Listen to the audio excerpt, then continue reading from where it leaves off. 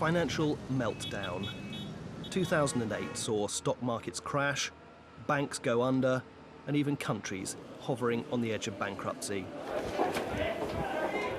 With governments rallying to find the billions needed for bailouts, Amnesty International believes they may be missing the point.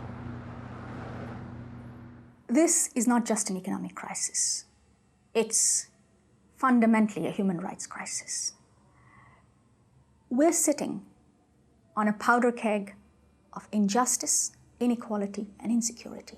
This is a time bomb of social, political, and economic problems. Around the world, billions are living without proper shelter, sanitation, or healthcare. 2/3 of the world's population are prisoners of poverty, casualties of a gap in government investment between business and people.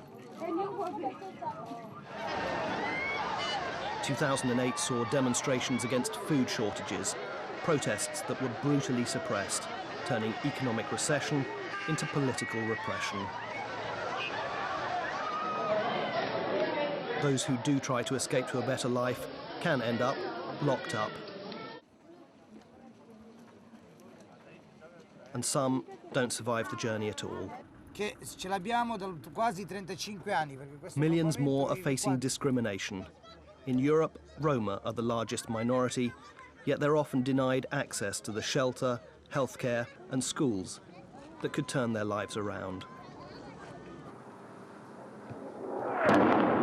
Governments are putting so much into trying to resolve the economic crisis that little is done to tackle long-running conflicts. From Gaza, where more than 1,400 people, including 300 children, were killed in the recent Israeli attacks. To Afghanistan, where nearly 1/3 of a million people are displaced. To Sudan, where the crisis in Darfur shows no sign of resolution. From Sri Lanka, where hundreds of thousands of civilians are trapped by the fighting with no access to humanitarian aid. To the Democratic Republic of Congo, where millions have died as the result of war and where there's still a massive humanitarian crisis. Amnesty International believes governments have a duty to address these human rights issues and not just focus on economics. We want to live like any other girl in any country, any other woman or man. We want to live the way they live. For all of us here, we're now living with the threat of death. If you leave us here, we can do nothing. And there are new sources of tension with the conflict between Russia and Georgia and the terrorist attacks in Mumbai. Go back, please. China held the most expensive Olympics ever staged, but also carried out more than 70% of the world's executions, continued to detain political prisoners, and refused to accept dissent. I, Barack Hussein Obama, do solemnly swear. As the world's most powerful man was sworn in, Amnesty International celebrated his announcement that Guantanamo is to close. But the US has still to fully investigate suspected abuses that took place in the name of the war on terror. There we go. And prosecute those responsible. One prosecution already underway is that of the Congolese armed group leader Thomas Lubanga, the International Criminal Court's first war crimes trial, and a demonstration that the international community can act on human rights.